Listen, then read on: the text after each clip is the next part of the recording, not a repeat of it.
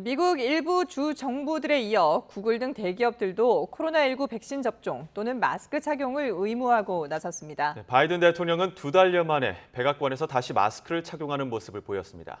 국제부 조수연 기자와 함께 자세한 소식 살펴보겠습니다. 어서 오십시오. 안녕하세요. 예. 자, 미국에서도 델타 변이가 확산하면서 기업들이 내부 방역 지침을 강화했다고요? 네, 그렇습니다. 먼저 구글인데요. 순다르 피차이 구글 CEO가 직원들에게 보낸 이메일을 통해 새로운 방역 지침을 알렸습니다. 직원들의 백신 접종을 의무화하고 사무실 복귀 시점을 10월 18일로 연기한다는 내용입니다. 원래는 9월 1일 복귀 계획이었는데 한 달 반 정도 미룬 거죠. 피차이 CEO는 사무실이 완전히 다시 문을 열 때까지 모든 근로자는 예방접종을 마쳐야 한다고 밝혔습니다. 구글은 일단 미국 캘리포니아주 마운틴뷰 본사와 또 미국 내 다른 지역 사무실에 이 방침을 우선 적용하기로 했습니다. 그리고 40여 개 나라에 있는 해외 사무실의 경우에는 현지 법령과 여건 등을 고려해서 확대해 나갈 방침입니다. 구글과 마찬가지로 넷플릭스도 미국 내 제작 현장에서 배우와 스태프들의 백신 접종을 의무화했고요. 애플은 사무실 재개 시점을 9월에서 10월로 변경했습니다.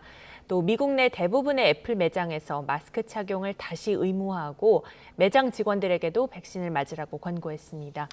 끝으로 미국 자동차 회사 포드는 델타 변이가 확산 중인 미주리주와 플로리다주 근로자와 방문자들을 대상으로 마스크 착용 의무화 규정을 재도입했습니다. 네, 지금 기업들도 이렇게 나서서 방역 지침을 강화하고 있는데 미 질병통제예방센터도 마스크 지침을 또 변경을 했다고 하던데 어떤 내용입니까? 예, CDC가 이제 한 2달여 만에 마스크 지침을 더 강화했습니다. 내용을 보면 코로나19 전파 위험이 큰 곳에서는 백신 접종자도 실내에서 마스크를 착용하라는 권고인데요. 로셸 월렌스키 CDC 국장의 발표 내용 직접 들어보겠습니다. Finally, CDC recommends community leaders encourage vaccination and universal masking to prevent further outbreaks in areas of substantial and high transmission. 네, 이에 따라 바이든 대통령은 지난 5월 중순 이후 2달여 만에 백악관 실내에서 다시 마스크를 쓰기 시작했습니다. 바이든 대통령은 트위터에 백악관에서 벨라루스 야권 지도자를 만난 사진을 올렸는데요. 지금 보시다시피 검은색 마스크를 착용한 모습이죠. 이게 2달여 만에 마스크를 쓴 것이었고요. 카밀라 해리스 부통령도 백악관 실내 행사에서 마스크를 썼고 낸시 펠로시 하원 의장도 의회 건물에 들어서면서 마스크를 쓰고 입장했습니다. 예. 자, 공무원들을 상대로 한 주정부들의 조치도 이게 속속 강화되고 있다고 하는데 구체적으로 어떤 내용들이 포함이 되는 건가요? 네, 우선 일단 전해드린 건 이제 며칠 전에 캘리포니아주와 뉴욕시 공무원들의 백신 접종 의무화 방침을 가장 먼저 발표했는데요. 뉴욕 공무원들의 경우에는 백신 접종 증명서를 제출하지 않으면 매주 코로나 검사를 받도록 했습니다. 또 이어서 노스캐롤라이나주 보건부도 주립시설에서 일하는 직원과 자원봉사자들에게 9월 말까지 백신을 맞으라고 지시했고요. 이와 별도로 미국 국방부는 코로나19 감염률이 높은 지역에서 실내 마스크 착용을 다시 의무화하겠다고 밝혔습니다. 지금 바이든 행정부는 모든 연방정부 직원의 백신 접종 의무화를 추진하고 있는데요. 백신 접종을 하지 않은 경우 징계를 하지는 않지만 정기적인 검사 자료를 제출하도록 하는 등의 제약을 부과할 것으로 보입니다. 바이든 대통령이 현지 시각 29일, 우리 시간으로 오늘 밤에서 내일 새벽으로 넘어가는 시간에 구체적인 정책을 발표할 예정이어서 주목됩니다.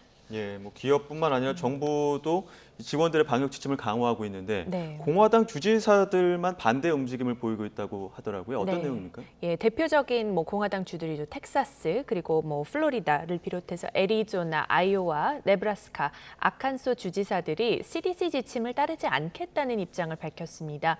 마스크 착용 지침은 과학과 현실에 근거하지 않은 것이자 자유에 대한 공격이라는 주장인데요.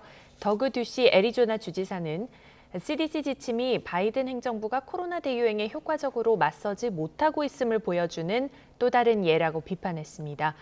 론 드샌티스 플로리다 주지사의 대변인도 CDC 지침은 과학에 근거한 것이 아니라면서 마스크 의무화 지역이 그렇지 않은 것보다 성과가 더 나은 그런 증거가 없다. 그러니까 감염률이 더 낮다는 증거가 없다. 이렇게 반박을 했고요.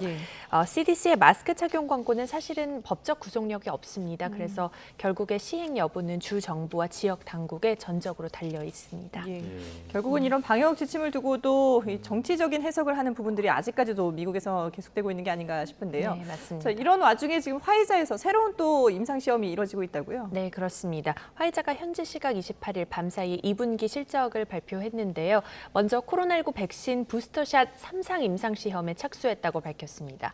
화이자는 현재까지 나온 자료를 분석한 결과 2회차 접종 후 최소 6개월이 지나고 부스터샷을 맞으면 2회차만 접종한 경우와 비교를 해서 델타 변이에 대한 중화항체 농도가 젊은 층은 5배, 그리고 노인층은 11배 이상 높았다고 설명했습니다.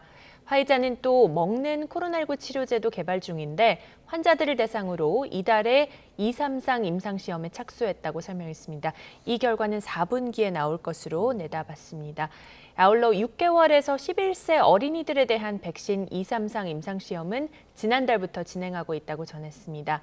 이 임상은 기존의 백신을 어린이들에게 투여하는 시험으로 보이는데 이와 별도로 어린이들만을 위한 백신을 현재 개발 중인지는 따로 이번에 언급하지는 않았습니다. 네. 사실 이전에는 어린이용 백신 개발에 대한 얘기가 있었는데 현재는 지금 어떻게 개발이 추진되고 있는지 좀 불투명한 상황입니다. 예. 백신과 치료제 개발 앞으로 좀 지켜봐야 될 것 같습니다.